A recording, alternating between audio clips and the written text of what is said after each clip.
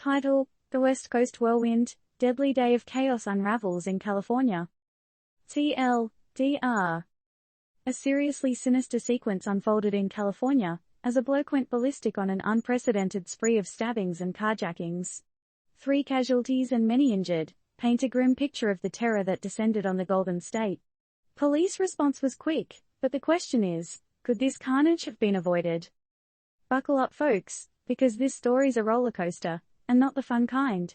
California, a state better known for surf, sun and the silver screen, became the backdrop of a bone-chilling crime saga.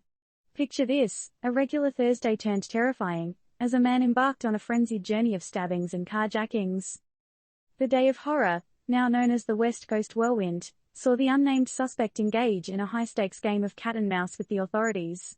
Unfortunately, it ended in tragedy, 3 innocent lives cut short, with several more nursing injuries. Do you ever think about how the world can flip on its axis, just like that? In the era of AI, drones, and live surveillance, the chaotic spree raises questions. Could tech have played a bigger role in tracking down this loose cannon sooner? Or would it have been an invasion of privacy, outweighing the potential benefits? Also, where does society come into play? The stabbings and carjackings weren't the acts of a Hollywood villain, but a real person. So, we must wonder, how did it get this far? Does it reflect a bigger issue in our society that we're failing to address?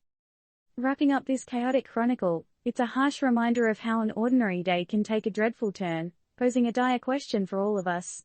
We've seen the consequences of such extreme action, but what can we, as a society, do to prevent such episodes in the future?